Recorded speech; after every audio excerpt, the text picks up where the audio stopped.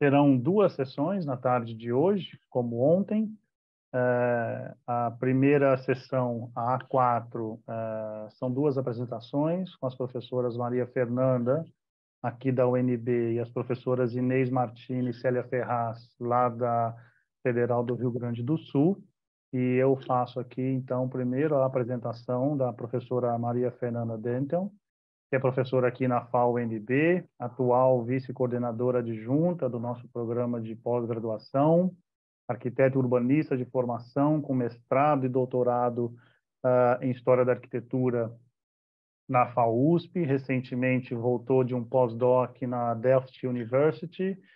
E o que eu acho que vale a pena mencionar, e com certeza todo mundo já vem acompanhando os trabalhos que ela, de alguns anos para cá, iniciou sobre Brasília, e que eu não tenho receio de dizer que revoluciona a perspectiva de análise historiográfica sobre as questões urbanas e regionais, territoriais, sobre o Distrito Federal, sobre Brasília, a partir de uma série de acervos documentais que ela localizou e que, a partir disso, vem ajudando num contínuo processo de reconstrução da história e de reescrita constante, de escrita, né, de uma nova escrita sobre a história urbana de Brasília e do Distrito Federal. A palestra tem como tema Brasília, capital ou metrópole, planejamento do Distrito Federal e de sua região na década de 1970. Então, eu já passo a palavra à Fernanda, agradeço por também ter feito parte do grupo, ter aceitado o nosso convite desde o início. Desejo boa tarde a todos e a todas e que tenhamos uma ótima sessão, ou ótimas sessões até o final do dia hoje. Fernanda?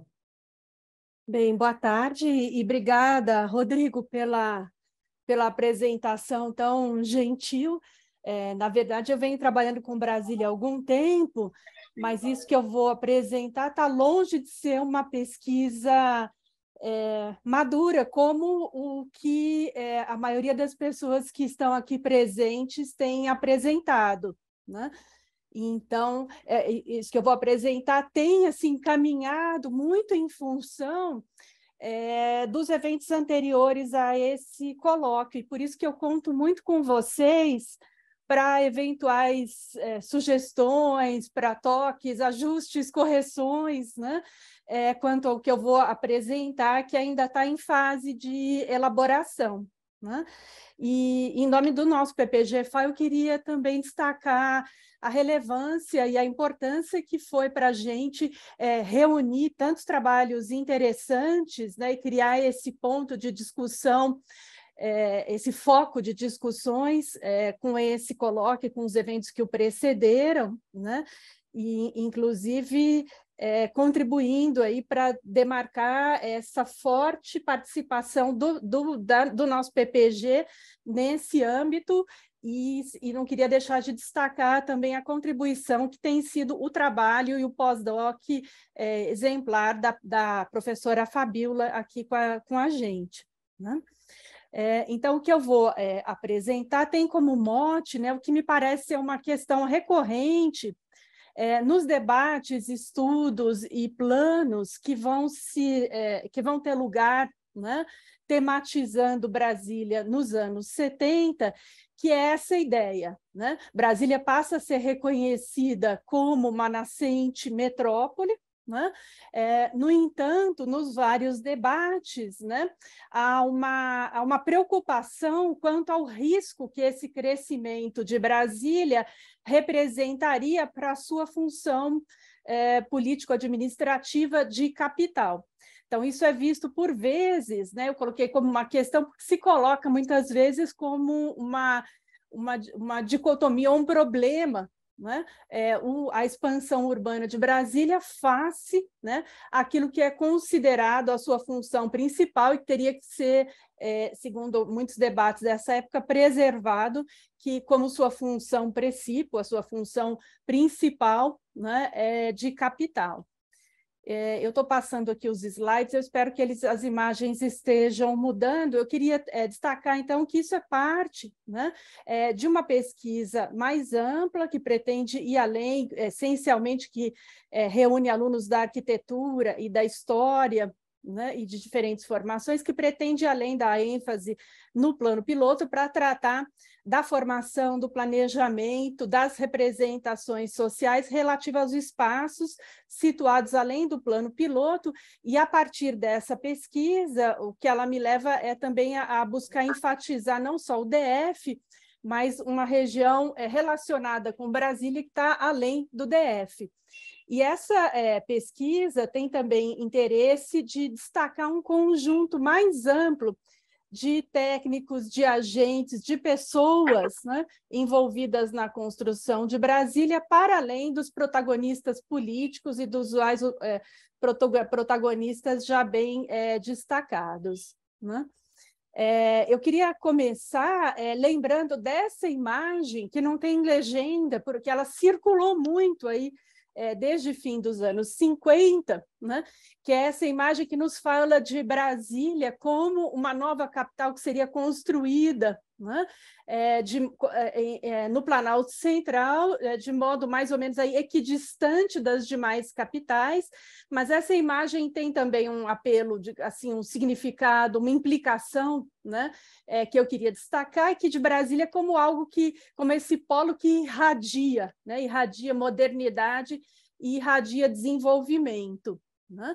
Os debates dos anos 70 vão estar preocupados com um crescimento que parece contraditório com essa ideia inicial. Então, ao invés de irradiar, né, um crescimento ordenado, Brasília estaria se tornando polo de atração, né? E seria necessário controlar, então, a migração e esse crescimento de Brasília proveniente, em grande parte, dessa migração, invertendo, então, essa lógica.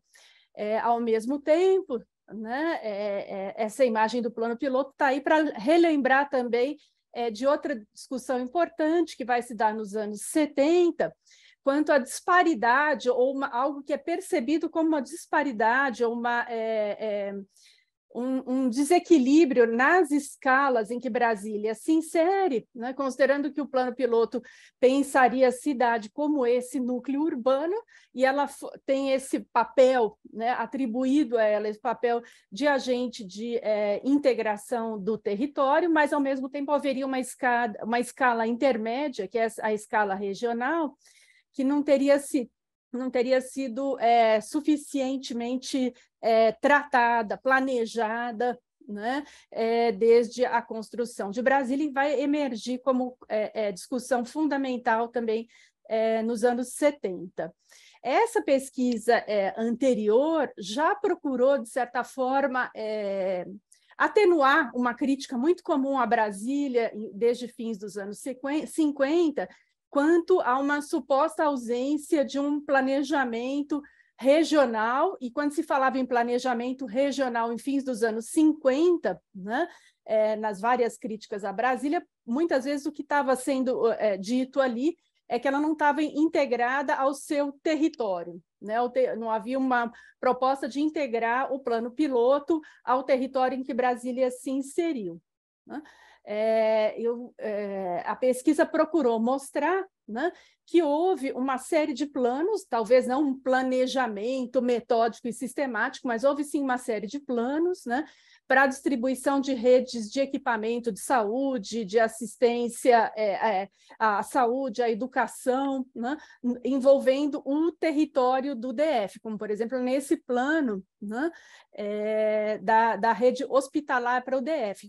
O que eu queria ressaltar também, né, é a mudança no modo como esse planejamento vai ser feito, já que, nesse primeiro momento, a gente tem uma série de parcerias, né, feitas com órgãos ou com técnicos, né, que vão assessorar a nova CAP, que é o grande órgão, o órgão encarregado de planejamento desse território. Então, esse plano da rede hospitalar, por exemplo, foi encarregado a um médico, né, o Bandeira de Mello, né? Um dos planos que teve imenso, ainda naquela fase inicial, imenso impacto né?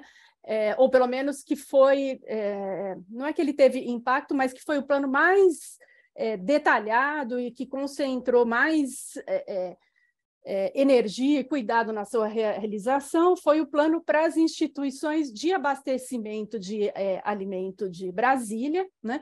Que se baseou nessa ideia de dividir o DF em zonas agrícolas, e nessas zonas haveria, então, esses pontinhos vermelhos são as unidades socioeconômicas rurais, né, que concentrariam a produção rural dos arredores do DF, daí essa produção seria levada, então, para o Centro de Abastecimento de Brasília. Eu estou falando nesses planos, né, no sentido também de procurar mostrar um processo mais contínuo de pensar o planejamento do que, por vezes, se supõe, né? Inclusive, alguns personagens desse período, por exemplo, a gente tem o Lucídio Albuquerque, que vai ser chefe dos projetos que o Conselho de Abastecimento, que é um órgão federal, vai fazer para a Nova Cap, e que depois vai dar aula na Faculdade de Arquitetura de UNB e vai ter uma demanda, né, constante, vai se fixar em Brasília e vai fazer uma defesa do planejamento regional, né, por um bom tempo depois da inauguração de Brasília, né? Bem, esses são os mapas que a CEDU dispõe para a gente no site dela, né, mostrando a ocupação do DF em 1960.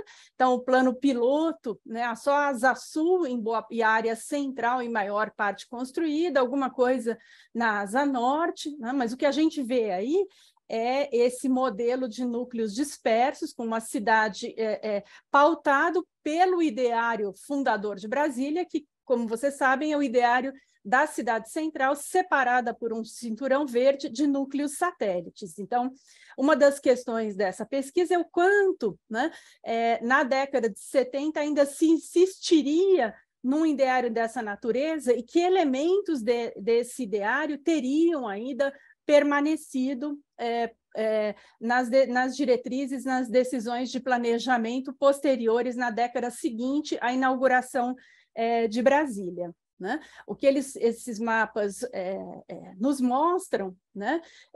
Já na década de 70, né? E com a década de 80, né? Esse grande crescimento da população do DF e dessa mancha urbana muito dispersa e descontínua, né? Que se afirma nesse período e que vai ser uma das grandes preocupações desse momento, né? Ou pelo menos dos anos 70. Né? Mais tarde, em 81, se fixa a ideia de um entorno, né? Que é como é chamada até hoje, né? A região que está em torno, os arredores do DF, né? Mas que é uma palavra que traz em si essa noção de dependência, né? Da parte central de Brasília, uma dependência que se estende das cidades satélites, como era inicialmente, né? Até para além dos limites do DF, né? Para falar dos anos 70, né, ou melhor, hoje se fala da década de 70, né, sobretudo enfatizando dois grandes marcos, né? Então, um deles é o Planidro, né, o Plano Diretor de Água e Esgotos de Brasília, de 1970, o POT, de 1977, né? E mais recentemente, sobretudo em função dos trabalhos do Rodrigo e da orientanda dele, Patrícia Freitag, que retomaram as discussões sobre o PERGEB, o Programa Especial da Região Econômica de Brasília. A intenção aqui é revisitar esses que são, sem dúvidas, marcos no planejamento de Brasília nesse período, mas procurando inseri-los num processo mais contínuo de planejamento e num conjunto mais amplo de estudos, de relatórios, de debates e discussões sobre o planejamento. Eu volto a esse mapa porque um dos elementos que vai ser continuamente retomado nesse processo de planejamento da década de 70 é essa noção da bacia sanitária do Lago Paranoá, que é essa área definida por essa linha azul, que vai ser demarcada já em fins dos anos 50, 58, né? Os técnicos da Nova Cap definem, então, uma área que não deveria ser nem urbanizada, nem ocupada para fins agrícolas, e demarcam essa área, né, com o interesse de proteger já a bacia do Paranoá por meio, então, da Estrada Parque do Contorno, que constitui, então, essa barreira. Bem, essa linha, né, que vai ser chamada, já nesse mapa de faixa sanitária, vai ser um elemento de grande valor, assim, de impacto transcendente, digamos assim, nas decisões de planejamento posteriores de Brasília. Aliás, no próximo Enampur, em maio, a gente vai, junto com a doutoranda Kátia Conserva, que está aqui presente, a gente vai tratar justamente da definição da bacia do Paranoá, como esse elemento, esse instrumento primordial de definição do planejamento do DF em sucessivos planos, né? Se aquele plano que eu mostrei antes era de 58, 59, né? Já em 62 a gente tem esse decreto, né? Que vai falar numa área metropolitana definida pela Bacia do Paranoá. Então, essa ideia vai ser uma ideia que vai ser retomada também de modo subsequente, inclusive pelo próprio Lúcio Costa, da organização do território em anéis concêntricos, né? Então, haveria essa área que é chamada aqui de área metropolitana, definida pela Bacia do Paranoá, os núcleos satélites separados entre si do plano piloto e uma grande área rural restante. Eu queria até chamar a atenção aqui para a própria historicidade do conceito de metrópole, de área metropolitana, né? Nesse caso aqui, em 62, ele corresponde à área metropolitana, essa área demarcada pela faixa sanitária, né? Mais tarde vai predominar a ideia de metrópole como essa grande mancha urbana, expandida, contínua, né? Que se quer, inclusive, evitar, né? O Código Sanitário do Distrito Federal, de 66, vai reiterar essa ideia, né, de preservação da bacia do Paranoá, né, a necessidade de uma autoridade sanitária presente para isso, vai proibir, então, que haja núcleos habitacionais que não tenham sistemas de recolhimento de esgotos e de dejetos situados aí nessa área que se pretende ser uma área de preservação, né? Eu vou voltar a isso em termos desse parâmetro, digamos assim, ambiental, que também vai estar muito associado a essa ideia de manter o plano piloto insulado, né, e segregado dos núcleos dos seus arredores, né? Bem, 64, o golpe de 64 em Brasília significa também, né, uma intervenção na Nova Cap, que vai deixar, a Nova Cap vai ser considerada um órgão hipertrofiado, né? Ela vai perder boa parte das atribuições, vai ser desmembrada e vão ser criadas companhias de serviços urbanos, como a companhia de energia elétrica e depois de água, e vai depois a CAESB, né, para lidar com a questão da água e esgoto, né? Vai se criar a Codeplan, que vai aos poucos adquirir um papel fundamental no sentido de levantar dados, fazer relatórios, estudar e planejar e pensar a organização do território do DF, né? Também, depois, a Nova Cap vai passar a ser subordinada, então, à Secretaria de Viação e Obras, e o DF ele tinha sido inicialmente, né? Já a partir de 58, ele vai ter cidades satélites, depois de 60, subprefeituras, e a partir, então, de 64, o modelo de descentralização administrativa é o modelo das regiões administrativas, né? O governo ditatorial, né, vai se fixar em Brasília, né? E vai procurar, vai enfatizar, a gente continua a ter a transferência de órgãos e de funcionários ao longo dos anos 70, né? E boa parte das iniciativas que a gente vê aqui me parece que se associam a essa ideia, né, de reafirmar a presença da ditadura militar no DF. Né? Em meados dos anos 60, né, e aí eu devo muito de novo aos trabalhos do Rodrigo e da orientanda dele, que vão fazer essa discussão, né? A gente tem já o que é considerado, segundo alguns autores, né, um primeiro esforço inicial, né, de pensar mais claro, mais consistente, de pensar a questão regional em Brasília, a partir da instituição do Fundef, que vai ser criado, sobretudo, como uma espécie de contrapartida à região de Brasília, para, digamos assim, compensar a própria fundação e construção e o impacto que ela causou, então, na sua região. O Fundef ele vai ser pouco efetivo, sobretudo porque ele vai ter uma pequena discussão, né, das suas diretrizes, vai ser, sobretudo, um dispositivo financeiro e vai acabar sendo aplicado mais no próprio DF do que a partir dessa noção de região. Né?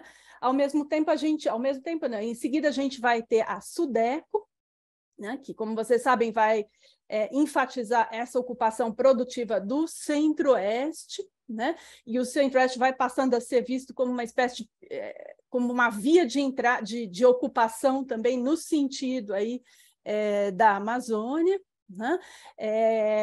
Há essa ideia já, né, de fixar esses polos, né, de crescimento ou que pudessem induzir ao desenvolvimento, né, das suas áreas de vizinhas, no sentido aí de equilibrar a ocupação de uma região, né? E, ao mesmo tempo, a gente vai ter uma política imigratória, né, no sentido de que essa região vai ser pensada como uma região que poderia absorver a mão de obra vinda, né, sobretudo do Nordeste, ainda que, né, essa ideia acabe sendo pouco efetiva, já que, em boa parte, a gente vai continuar a ter a adoção aí de uma política de grandes latifúndios que vai promover mais o êxodo rural do que propriamente a fixação. Né? Ainda que eu não trabalhe com a fonte cinema, eu não queria deixar de lembrar que, nesse momento, em 67, né, a gente tem um documento muito interessante do modo como se encontrava Brasília, que é esse curta-metragem, que está disponível aí, no YouTube, de Joaquim Pedro de Andrade, Brasília com Tradições de uma Cidade Nova, que é um filme, um documentário que tem uma estrutura dual, quer dizer, ele mostra, né, com uma música suave, assim, ele mostra um plano piloto, né? Ainda em construção, mas com todas as suas benesses, e ele muda, então, numa segunda parte, para mostrar o modo como se encaminhava a construção dos arredores do plano piloto, das cidades satélites, vai entrevistar alguns trabalhadores e já vai colocar o problema, né, dessa mão de obra que vivia em condições muito difíceis nos arredores de Brasília. Né? Esses planos que vão ser elaborados nos anos 70, né, e já, sobretudo, em fins dos anos 60, né, há uma questão de fundo que nem sempre está colocada de maneira mais clara nos planos que a gente vai ver, porque vai ser tratada, sobretudo, como uma questão do serviço social e de outros órgãos da administração, que é a questão do controle e da erradicação mesmo do que vai ser chamado de invasão. Né? E a maior dessas ocupações irregulares, né, vai ser a Vila IAPI, construída em torno, né, de um dos principais hospitais, o primeiro grande hospital construído pela Nova Cap junto ao Núcleo Bandeirante, né, onde está hoje o Museu Vivo da Memória Candanga. Né? Então, uma das coisas que eu pretendo explorar talvez não hoje, mas mais tarde, né, é essa ideia de que o controle e a erradicação de favelas, né, não é algo à parte, mas está plenamente integrado aos vários mecanismos de planejamento e aos processos de planejamento que vão ganhar impulso, sobretudo aí a partir de fins dos anos 60, ao mesmo tempo que há um esforço muito grande de levantar e diagnosticar essas áreas que vão ser chamadas de vilas ou de invasões, né? Bem, alinhado aí com uma diretriz do governo central no sentido de valorizar, ou pelo menos de expandir, né, o abastecimento, o saneamento, desculpe, e o controle dos esgotos e preservar os mananciais de água. Em 1970, tem uma firma, a firma Planhidro, né, que vai fazer para várias cidades nos anos 70, né, planos dessa natureza. Ela vai fazer o plano para Brasília, né, é o Azevedo Neto, lá de São Paulo, né? O Planhidro, né, ele vai mostrar, então, uma preocupação com esse crescimento urbano de Brasília desde 1960 e vai procurar, então, lidar, né, com projeções populacionais que vão ser um dos meios com que os vários planos trabalham para fazer suas projeções, né? O Planhidro vai enfatizar o valor decorativo e, nas palavras dele, recreacional do Lago Paranoá, né? Vai propor, então, um controle da poluição das massas d'água do DF, pensando no abastecimento, e a principal medida do Planhidro, muito comentada na bibliografia, é justamente um instrumento que ele vai denominar de zoneamento sanitário, né? Além desse zoneamento sanitário, que eu vou mostrar em seguida no mapa que aparece no Planhidro, né? Ele vai propor também, né, a criação das barragens do Descoberto e do São Bartolomeu. Essa barragem do São Bartolomeu, que estaria à direita da barragem do Lago Paranoá, né?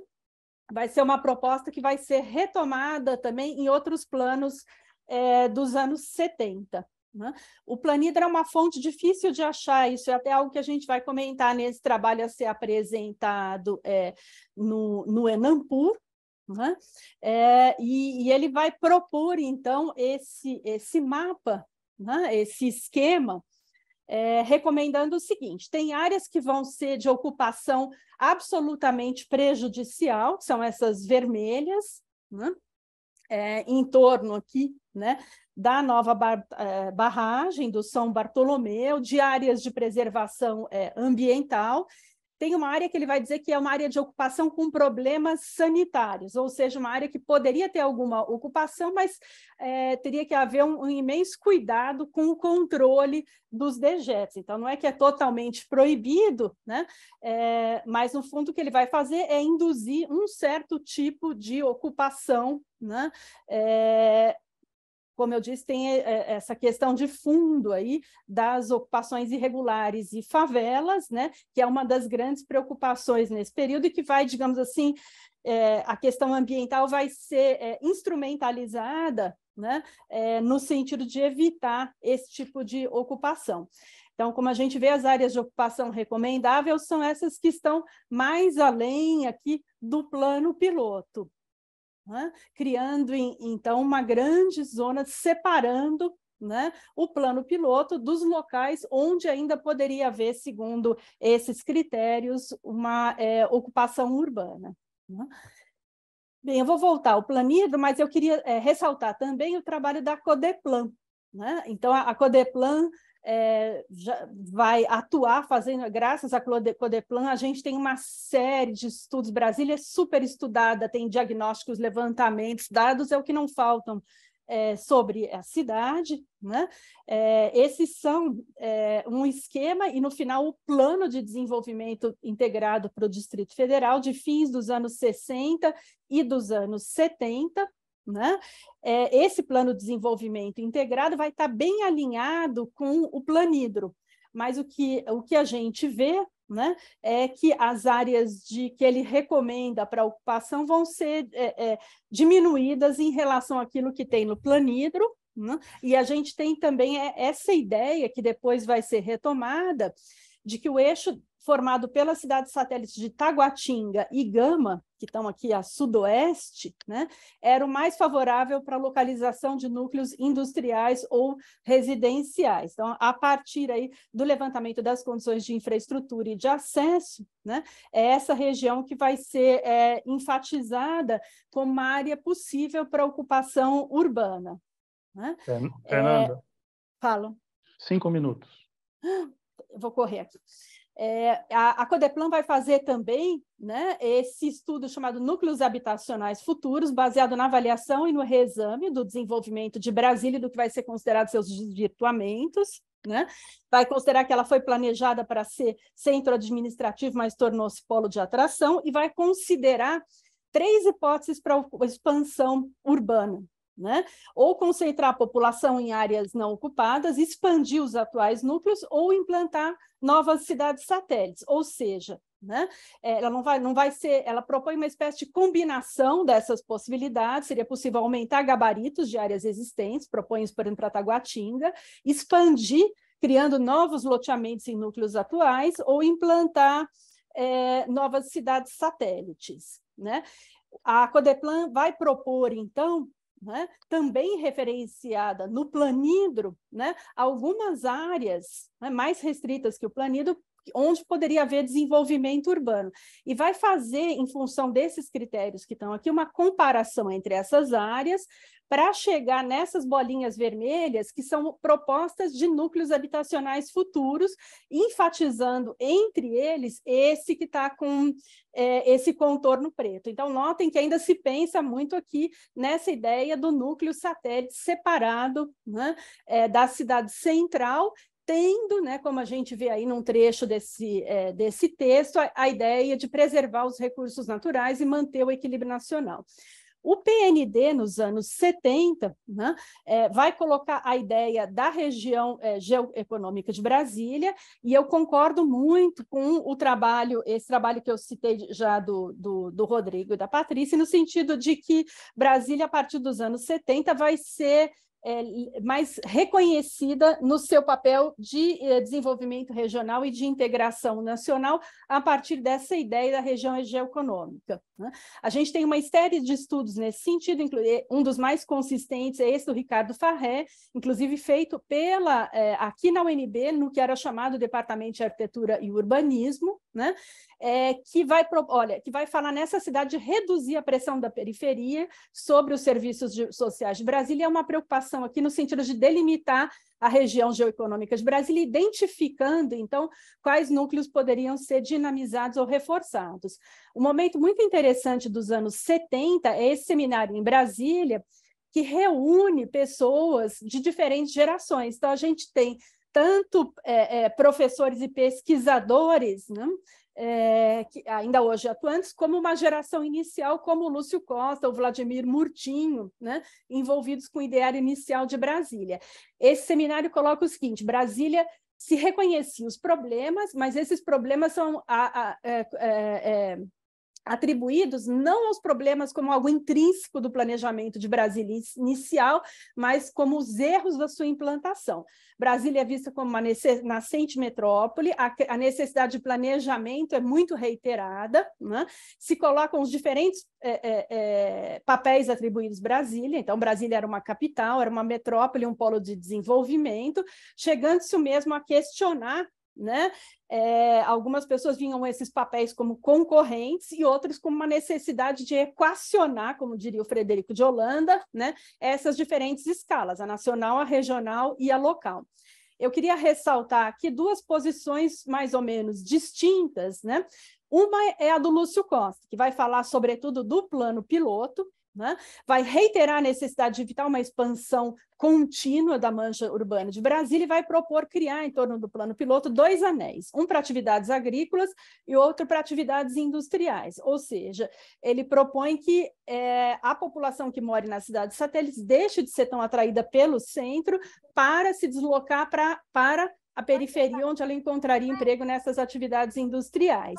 É curioso ver esse croquis do Lúcio Costa, né, que propõe em amarelo essa área de expansão, entre o Paranoá e a Bacia do Descoberto, já proposta no Planido, e propõe essa via de ligação rápida, né, que iria de Taguatinga até Sobradinho. Né? Interessante até ver o Tiago Perpétuo, no trabalho dele sobre a preservação de Brasília, vai falar, olha, contra os mais puristas, o próprio Lúcio Costa, né, tem essa proposta de uma via rápida que passava ali ao largo da própria esplanada.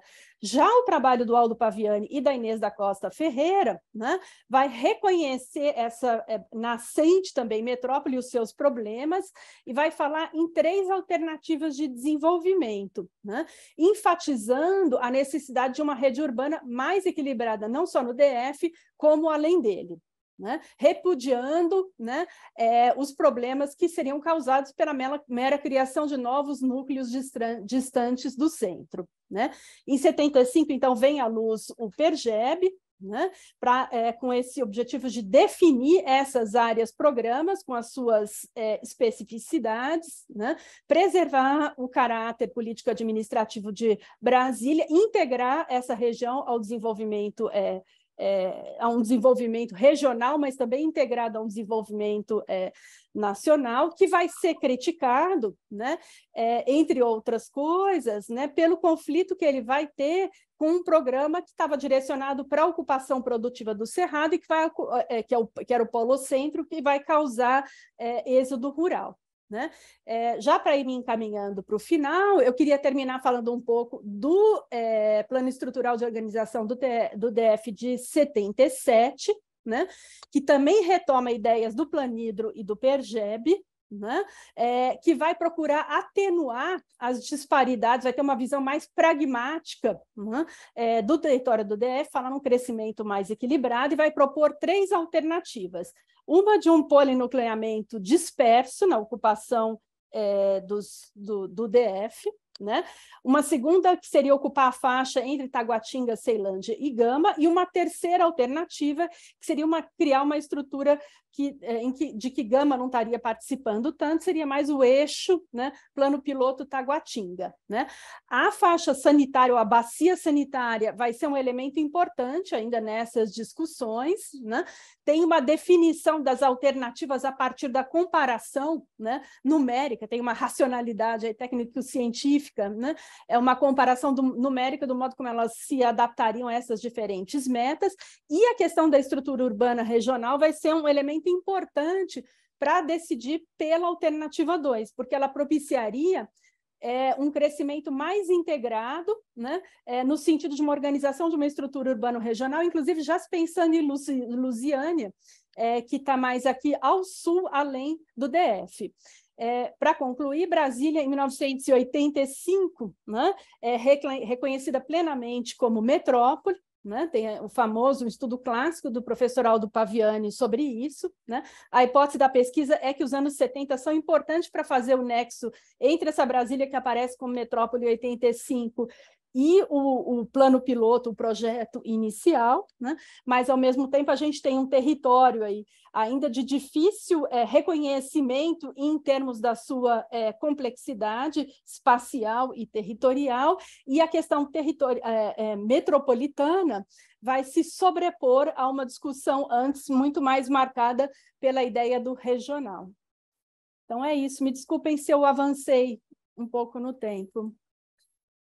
Obrigado, Fernanda. Um pouquinho que também avança, não tem, está tudo certo e a apresentação está muito bonita, as articulações que você vem fazendo também. E eu vou passar a palavra agora às professoras Inês Martina, que Inês, eu sou o único que te chamo de Inês e não vou conseguir pronunciar o seu sobrenome alemão, que deve ser Lerch. Então, só Inês Martina, a professora Inês, formada em Arquitetura e Urbanismo lá pela Federal do Rio Grande do Sul, também com mestrado e doutorado, que vem desenvolvendo um trabalho super importante sobre as articulações dos profissionais do campo do urbanismo na relação sul do Brasil, especialmente Rio Grande do Sul e Alemanha. Ela acabou de regressar de um estágio, para nossa inveja absoluta, que ela realizou em Berlim, na Alemanha, e também um trabalho coletivo que ela vem fazendo com a professora Célia Ferraz.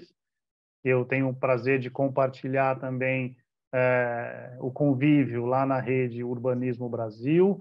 A professora Célia é formada em Arquitetura e Urbanismo pelo Mackenzie, com mestrado em Planejamento Urbano Regional lá pela Federal do Rio Grande do Sul e doutorado em Arquitetura e Urbanismo. Professora já decana da Federal do Rio Grande do Sul, com um trabalho longuíssimo, com diversas orientações, e, enfim, de uma importância central para a discussão do pensamento urbanístico lá no sul do país.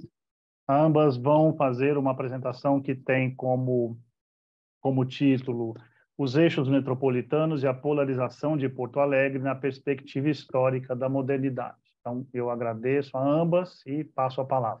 O Rodrigo consegue, pelos modos, né, de organizar os eventos, as tertúlias durante a pandemia, e agora esse evento, ele consegue colocar a gente para trabalhar, às vezes, né, se aproximar intensamente. Então, está sendo um prazer poder estar do lado da Célia, esse modo também inovador que a Faculdade de Arquitetura aqui da URGS tem, de sessões online, né, da gente poder estar no mesmo ambiente, não cada uma na sua casa e no seu computador. Então, peço desculpas se tiver algum problema de compreensão, por favor, nos avisem, tá?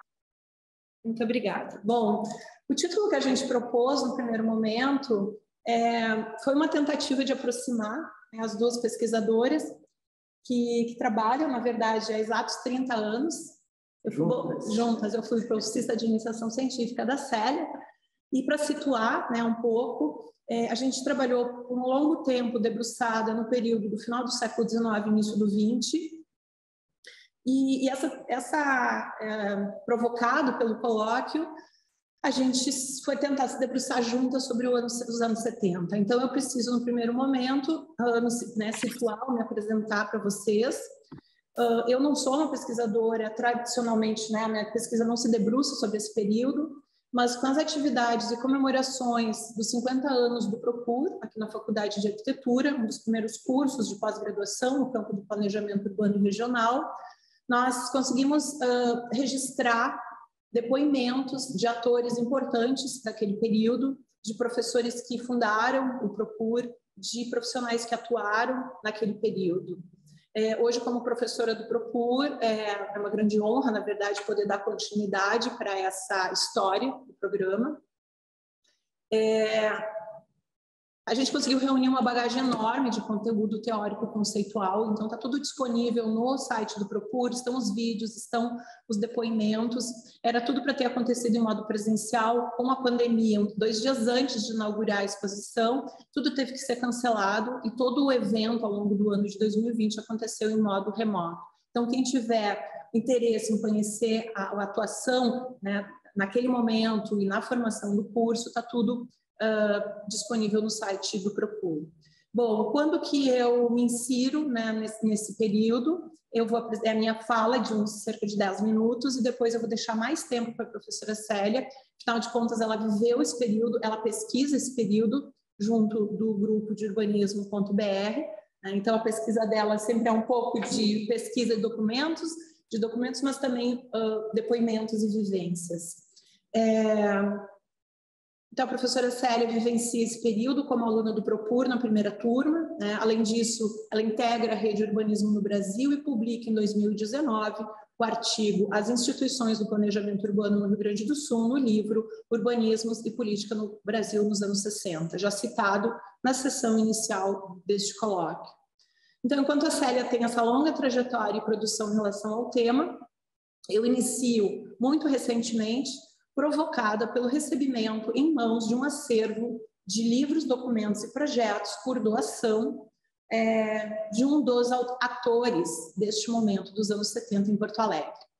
Então, a minha apresentação vai ser no sentido de mostrar um pouquinho para vocês desse trabalho. Essa breve fala trata do acervo reunido pelo arquiteto urbanista Antônio Chaves Barcelos, que nasce em 1935 e vem a falecer em 2019, ao longo de sua trajetória profissional. O acervo foi doado em 2021 pela família para a Faculdade de Arquitetura e particularmente para o Gabinete de Estudos e Documentação e Urbanismo, que é um gabinete que a Célia coordenou durante 40 anos e eu coordeno hoje enquanto grupo de pesquisa. E a intenção é apresentar um pouco em que medida os acervos profissionais podem contribuir para a compreensão da dimensão das ideias, no caso do colóquio aqui dos anos 70. Eu agradeço em particular a bolsista de iniciação científica, a Graziele Bettiato, que trabalhou nessa sistematização, e entendo hoje que, através dela, através desses temas, de processos de sistematização, a gente consegue também aproximar alunos de graduação deste tema, né? Não deixando apenas nas dissertações e teses a discussão desse período. A gente procura aproximar das novas gerações que estão na graduação. Enxergo, depois de um ano distante desse trabalho, enxergo que há essa contribuição.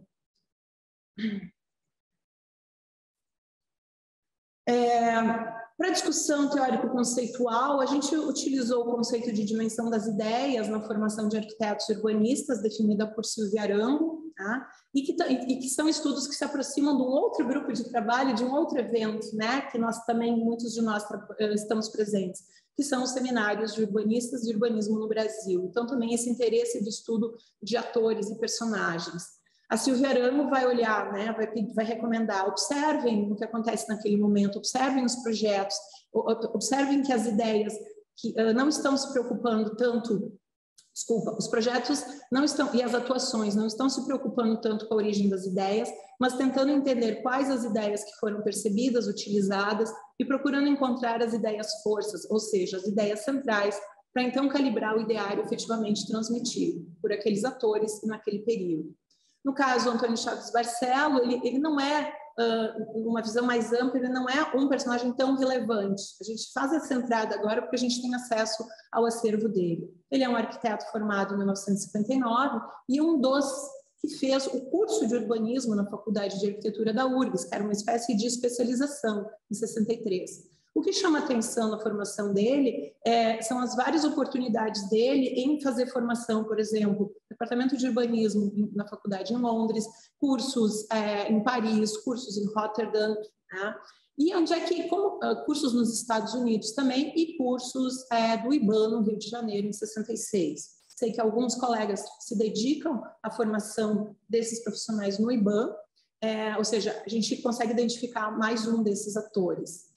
O que mais? Onde ele vai atuar? Ele trabalha como arquiteto, ele tem escritório de arquitetura, mas o que nos interessa olhar é no campo do urbanismo e do planejamento urbano. Ele é professor das disciplinas, né, de serviços e equipamentos urbanos e regionais no departamento de urbanismo, foi colega da professora Célia, e aqui se insere, se aproxima um pouco, né, da ponte que eu faço com a fala da Célia. Ele trabalhou na Sudesul como assistente técnico do superintendente e também como coordenador do Departamento de Desenvolvimento Local.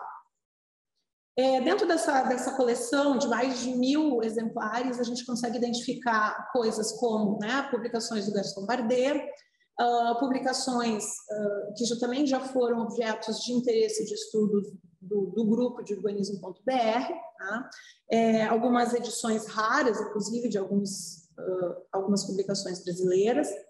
E o que nos chama atenção, por exemplo, é que a gente consegue, talvez, costurar com os trabalhos da professora Virgínia Pontual, tá?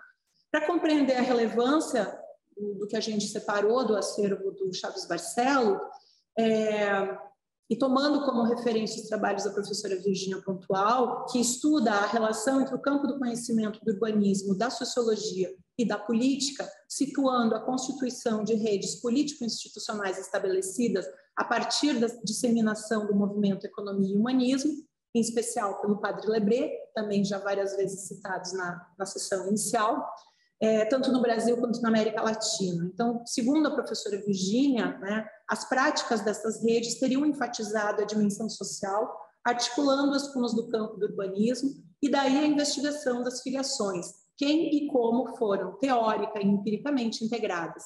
Me parece que o Nico, né, como sempre foi carinhosamente chamado, surge aí como um expoente no sul do país, um ator que dialoga com esses atores que a professora Virginia identifica nas suas pesquisas. De fato, a coleção dele de livros ligados à religião também, né? E não por acaso ele se aproxima muito da professora Doris Maria Miller, que foi professora com a professora Célia, os dois com uma pegada muito forte, muito próxima dos movimentos da Igreja Católica. Bom, esse acervo está catalogado, ele já está em processo de catalogação, como acervo raro, coleção histórica ou estantes temáticas, mas tem um trabalho agora para fazer ponte com a fala da Célia. Acabou de te encontrar nessa foto. Aqui? Essa aqui é. Imagina, gente, olha só. Um dos documentos que está nesse acervo são os anais do segundo seminário sobre política de desenvolvimento urbano para o estado do Rio Grande do Sul, que acontece de 28 a 31 de agosto de 1972. Então, o que vem junto nesse acervo do Nico Chaves Barcelos são fotografias, são registros desses trabalhos. A professora Célia acaba de se identificar, aqui está sentadinha, tinha acabado de chegar no Rio Grande do Sul, né? Estava fazendo o mestrado, e algumas fotos também nos mostram, por exemplo, a professora Laís Saleng, mais alta? Bom, enfim, então, a Yara, e aqui o Nico Chaves Barcelos, e no lado direito, de novo, o Nico, e aqui a professora Doris, que é uma referência nesse momento, né, nos anos 70. Tá. Bom, o que a gente também consegue entender do estudo desse acervo, né, são um pouco desses personagens. A professora Doris Maria Miller ainda está no foco dos meus trabalhos, porque boa parte do acervo dela também é objeto das minhas pesquisas, e são pessoas que integraram uma geração de pensadores sobre a cidade de Porto Alegre, sua região metropolitana, né, bem como sobre as cidades do interior do Rio Grande do Sul. Bom, eu vou passar para a Célia, e só queria ainda fazer um comentário final que costura com a fala da professora Célia no início do colóquio. Eu fui olhar lá no acervo do Nico o que ele teria dos livros que a Sara citou. De fato, o Nico tem o Celso Furtado nas suas bibliografias, né? Tem particularmente 2 livros de 64, 61, que é Dialética do Desenvolvimento e Desenvolvimento sobre Desenvolvimento, publicados no Rio de Janeiro pelo Fundo de Cultura. Fui olhar lá o acervo dele para tentar entender do que daqueles livros que a professora Sara Feldman falou na reunião inicial, na palestra inicial do colóquio, o que haveria nesse acervo. Professora Célia, te passo a palavra, por favor. Muito obrigada. Fique à vontade. Quero cumprimentar a todos. Rodrigo, muito obrigada pela atenção, sempre. Muito feliz de ver a Fernanda aí. Vamos só um pouquinho mais alto. Fiquei muito contente de ver a Fernanda na abertura, mal abriu, já vi a Fernanda ali, então, Rodrigo, Fernanda, já me senti em casa. Então, já estava preocupada com as minhas coisas aqui que eu tenho que falar, mas agora eu olho assim para vocês, está muito bom. Eu tenho dois momentos muito importantes em relação a esse tema de agora. Porque quando nós fizemos, dentro do nosso grupo de pesquisa, os estudos sobre os anos 60, a gente não conseguia parar nos anos 60 e chegava nos anos 70.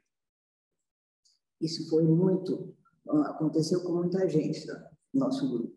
E comigo também, até porque o Rio Grande do Sul, nesse momento, ele vai entrar com uma força muito grande. Quando eu vim para cá, então, já que foi feita toda uma geografia, eu vinha pensando, eu não conheço ninguém lá no Rio Grande do Sul, não conheço nada, não sei de nada, só não fosse o tempo e o vento que eu tive que reler para me sentir bem outra vez, eu estaria por fora. Então, essa busca de saber o que a gente tinha que discutir era uma coisa muito diferente, né? Uma coisa que eu não estava esperando também, né? Nesse momento, o que viria? Então, agora veio essa imagem e me deu uma confusão na cabeça. Mas, em todo caso, é sobre isso mesmo. Então, os anos 70, ele vai sistematizar aquelas ideias todas que estão circulando, e isso nós tivemos a oportunidade de ver, nosso livro está aí para mostrar. Mas os anos 70 em si me fizeram procurar, ainda quando nós fizemos o SHCU aqui em Porto Alegre, uma busca assim, do que tinha vindo, quais eram as ideias que estavam em circulação naquele ano, naquele tempo. Então, eu estou olhando para cá. Então, não estou acostumada com isso.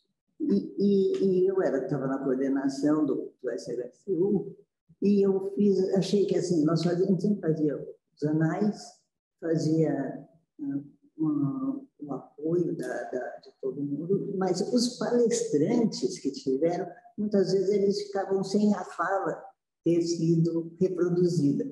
Ainda mais que foi, naquela época, as coisas meio complicadas, né? E então eu resolvi fazer um livro, porque esse livro aqui, que é do SHCU, são todos os palestrantes do SHCU estão aqui. Você podia mudar essa fotografia, que está me incomodando. Pode tirar. Então, eu achei que... Então, eu achei, naquele momento, um documento importantíssimo, que eu não conhecia, que era um dossiezinho sobre a 5ª Semana Social do Rio Grande do Sul. Nem sabia que 5ª Semana Social, da onde, nos dias 11 a 15 de outubro de 1971, houve essa reunião e foram discutir todos os problemas urbanos, mas em cima da ideia do planejamento urbano integrado. E nessa altura, vocês veem que já começa a sistematizar as ideias que estavam vindo de fora e que aqui a gente muitas vezes estava, enquanto a gente estava inaugurando ainda Brasília, já estava se pensando em outras coisas. E quando, em Porto Alegre, o governo dos anos 70 assumiu, ele tinha a maior preocupação de resolver os problemas das obras que estavam propostas anteriormente, dos anos 60, os projetos modernistas e tudo mais. E, por outro lado, um outro grupo estudando o planejamento integrado que viria a situação de uma outra forma. Uma participação integrada dos níveis de governo, com a participação integrada dos setores, e isso vai ser assim, motivo de uma grande discussão nessa semana. Interessante de dar o nome dos dois para realizar. Essa semana foi justamente coordenada pela professora Doris, já citada aí, e o professor Antônio Chaves Barcelos. E o interessante é que essa reunião acontece num instituto que se chama Instituto Social Cristão de Reformas e Estruturas. Então, vem de novo o que a Martina chamou a atenção. Doris, eu sei que ela participou até da encíclica, das discussões da encíclica lá do João 23. Mas, aqui no nosso caso, ela era uma pessoa muito séria, muito participativa, muito intensa, e organizou esse evento, que o Procur recém tinha sido inaugurado, e a URGS precisava também ter uma produção de pesquisas, coisa que na época não era assim. Não tinha essas pesquisas, não tinha um livro sobre Porto Alegre, a história de Porto Alegre. Aí saiu o primeiro livro com uma dificuldade de imagens. Então, aqui, nesse caso aqui, então, a URGS fazia parte e vários departamentos da administração, da economia, porque o Procur não existia uma estrutura interdisciplinar na universidade, como existe agora, que estão falando disso, né, mais recentemente, mas não tinha, e isso criava uma dificuldade enorme, porque o professor estava lotado no departamento e não podia entrar. Bom, e com isso participaram o governo do Estado, prefeitura, Sudesul, Serval e OEA. Então, esses trabalhos, eles tiveram uma importância muito grande. Se vocês, eu botei até aqui, depois não sei como é que vai ser publicado, não, mas assim, uma síntese, porque naquele livro lá tem mais coisas, mas interessa ver como já estavam pensando em tudo. O grande problema da densificação das cidades, eu percebi a intenção de a densidade alta no núcleo e do centro, e espraiada na periferia, sem serviços, sem atendimento, depois o crescimento das indústrias, quando as indústrias começam a sair, então isso vai levar sempre uma situação mais complicada ainda. Então, a crítica de que as indústrias também são responsáveis para pensar onde vão se colocar, porque tem que pensar na infraestrutura. Não era nem o problema da habitação, era o problema da situação de interesse particular, para mostrar que tinha que se preocupar. Então, e as coisas vão vindo de tal forma, que outro dia eu estava assistindo na televisão um comentário do que tem que se fazer em São Sebastião, por causa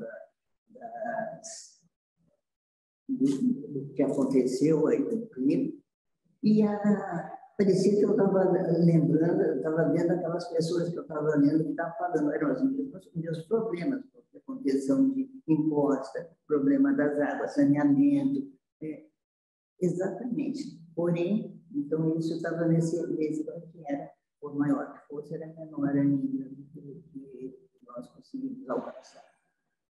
Mas todo mundo, a gente percebe nessa discussão aqui que eu trouxe, não vou entrar, porque senão não vai dar tempo, da gente perceber que havia assim, uma certeza que o planejamento urbano ia resolver o problema.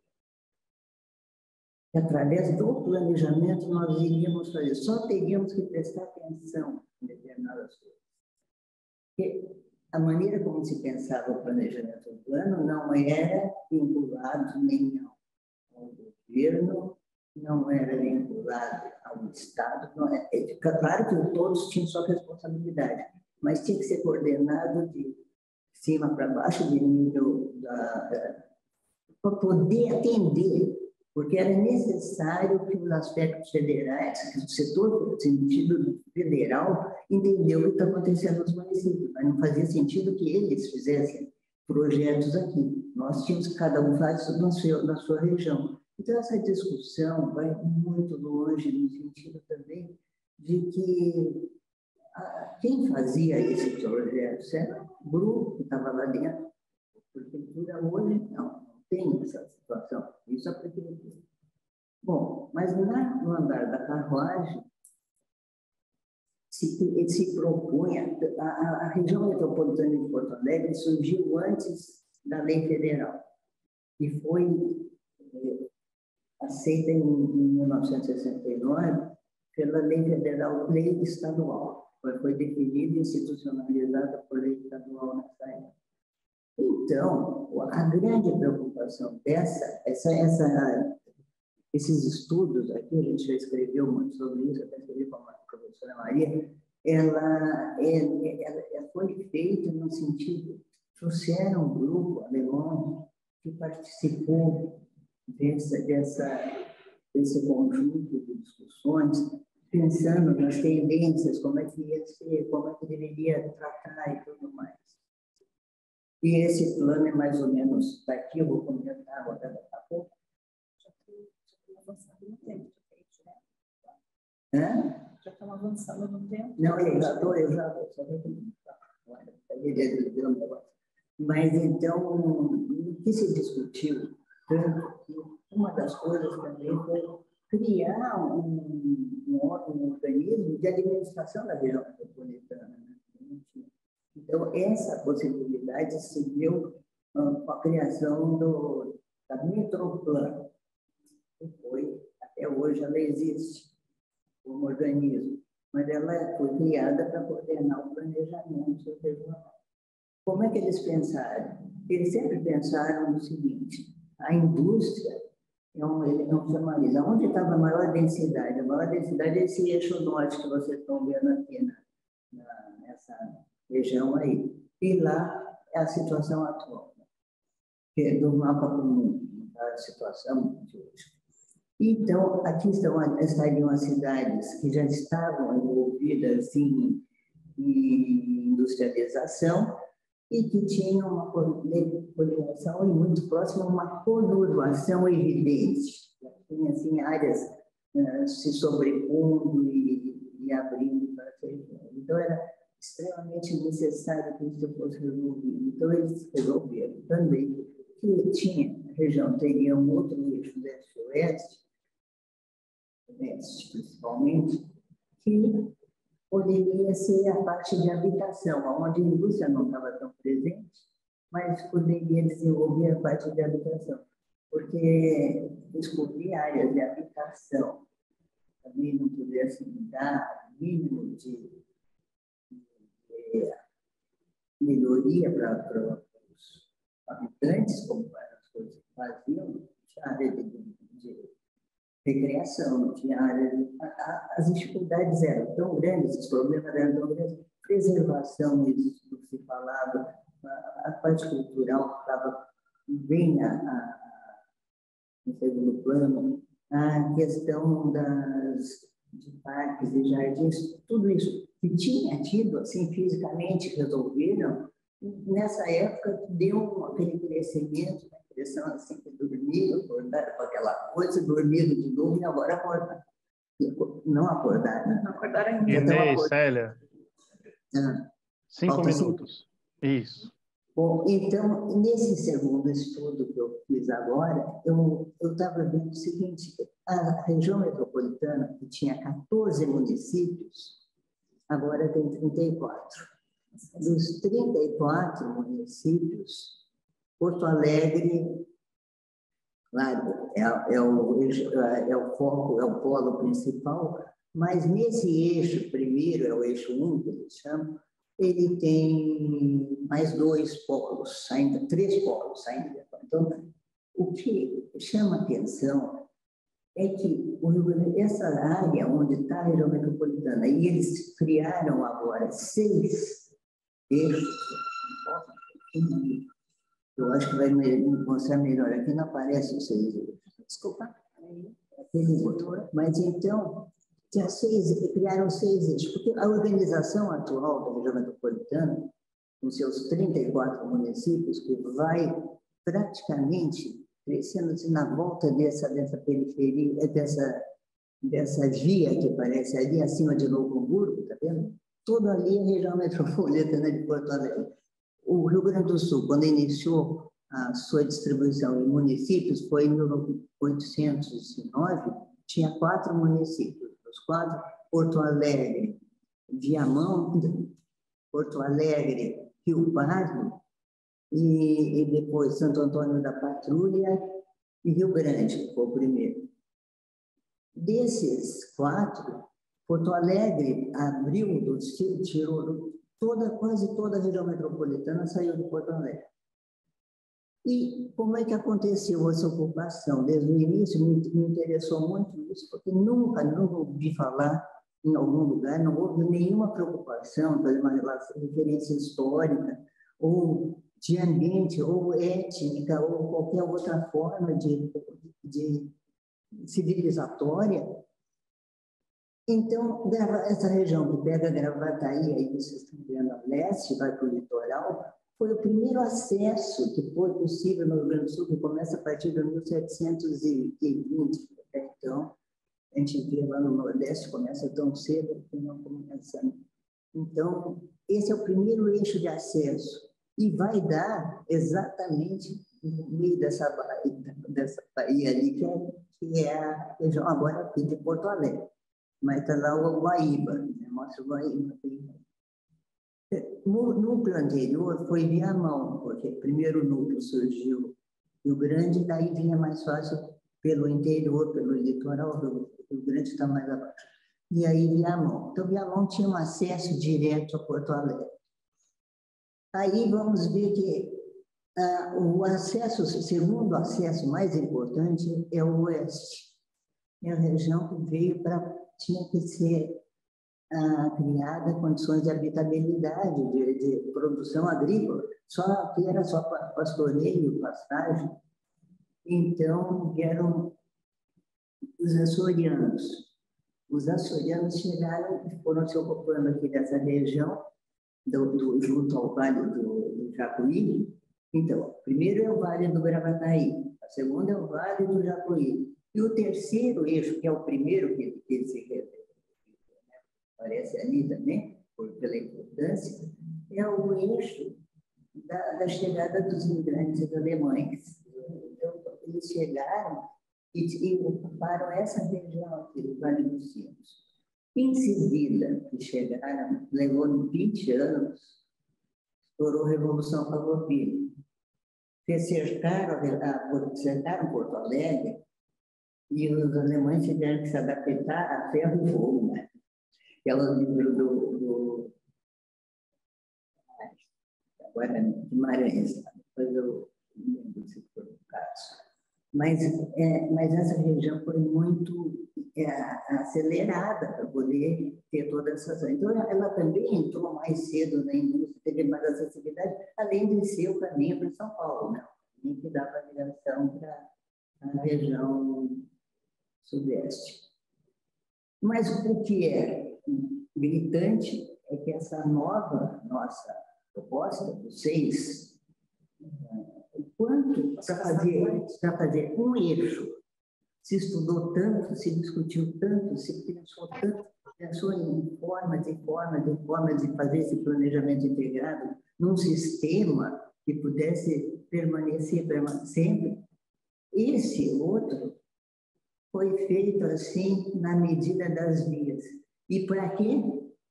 Para o sistema de transporte. Então, é só uma regulamentação de transportes, tarifas e coisas desse tipo. Nós estamos com a região metropolitana tão imensa agora que está na área total da região metropolitana. E ela tem áreas inteirinhas, passa pela Viamão mesmo, passa por Viamão é um município muito grande, então não atende a outras partes. Não dá para fazer uma conexão, então as outras partes ficam de fora. Lá em cima, aquelas vermelhinhas lá em cima, são municípios inteiros, estão completos ali, às vezes, uma igrejinha e outros, super pequenininhos, assim, da pequena propriedade foi diminuindo ainda mais e o município também é reduzido. Então, há uma diferença de situação aí que acontece do lado, tanto de um lado quanto de outro da região metropolitana, e nenhum, não há uma unidade. Então, é uma crítica, assim, que se de um lado levantaram, assim, exageradamente, que talvez o exagerado teria sido até bom para a gente entender bem, agora não tem a menor explicação. Então, isso aí também é uma coisa que entraram, por exemplo, era uma preocupação completa, não estender essas áreas metropolitanas ou áreas de loteamentos indefinidos para não prejudicar as áreas rurais. Hoje em dia, dão aprovação de loteamento dentro por exemplo, da Vale dos Vinhedos, que é uma região que deveria ser tombada e ela é patrimônio. Mas está lá, é tão bonito os Vales dos Vinhedos que é bonito ter casa lá também, né? Acordar vendo casas e vendo plantio das uvas. Bom, então, esse trabalho está em andamento, não está assim completo, na sua totalidade, eu quero tirar umas outras referências, mas, em princípio, eu queria trazer isso para compartilhar com vocês, principalmente para ver se as outras regiões metropolitanas, se alguém estiver estudando, existe, de fato, uma ausência total de história, de ligação da origem dos municípios, né? É uma coisa que já falavam também no Enfim, agradeço muito a atenção de vocês. Muito obrigada. E às ordens. Vou só fazer uma complementação, de fato, quando a Célia faz essa crítica, a gente entra no site da Metroplan, a única coisa que tem de informação são as linhas itinerários, a inspeção veicular, o passe livre estudantil e o fretamento, justamente nesses 6 eixos agora viários, sendo que 3 a Célia chamou a atenção, que tem a ver com a formação do Rio Grande do Sul, mas a impressão que dá aqui hoje, a atenção que se dá para a região metropolitana, além de muito extensa, né, de áreas muito populosas e também áreas com áreas rarefeitas, se concentra hoje, na verdade, só nas questões viárias e desses eixos viários e de questões de transporte, circulação e transporte. É um assunto assim muito vasto que a gente pode ir muito longe. Enfim, era em meia hora que a gente conseguia trazer para vocês. Muito obrigada, Rodrigo. Obrigada, Fabíola, mais uma vez pelo convite e pelos demais colegas que se encontram no evento. Obrigada. Obrigado, Inês e Célia, pela conferência. A Célia já tem um duplo status, né? Ela é tanto a pesquisadora como o nosso documento, né? Daqui a pouco a Célia vai ser objeto de alguma biografia intelectual, e não demora. Nós temos que fazer outras antes. Já aproveita o sub aí em Porto Alegre, tema, Célia Ferraz, historiadora e urbanista. É bom fazer enquanto está vivo, porque pelo menos a gente vê, né? Depois de morto. É uma oportunidade de fazer um convite, né? Claro. Depois do último seminário, que é organizado pelos colegas de São Paulo, Unicamp e Unifesp, a gente se colocou à disposição de organizar, muito provavelmente, 2025, no segundo semestre, o seminário Urbanismo e Urbanistas no Brasil, aqui em Porto Alegre. Bom, vamos terminar, senão a gente não vai embora hoje. Vamos lá. Nos vemos amanhã com as 3 últimas conferências. Temos 2 sessões pela manhã. Não, na verdade, uma sessão só pela manhã. Amanhã vai ser um dia mais tranquilo. E depois, na parte da tarde, a conferência de encerramento com a professora Nilce. Enfim. Mas é às 9? É às 9? Começa às 9, a parte da manhã, com as conferências das professoras Elisângela Chiquita e Karen Solek, às 9 da manhã, da mesma forma. Só uma sessão. E à tarde, a sessão de encerramento com a conferência da Nilce, e depois uma sessão nossa para discussão do que diz respeito à formulação do livro, enfim, mais burocrático, não vai ter o envolvimento dos participantes. Enfim. Tá. Eu vou chegar um pouquinho atrasada amanhã de manhã, tá bem, pessoal? Beleza. Então, falou. Até amanhã. Boa noite. Bom descanso para todo mundo e nos vemos. Bom descanso. Boa noite, até. Beijão. Beijão para todos. Beijo, todos. tchau. Obrigada.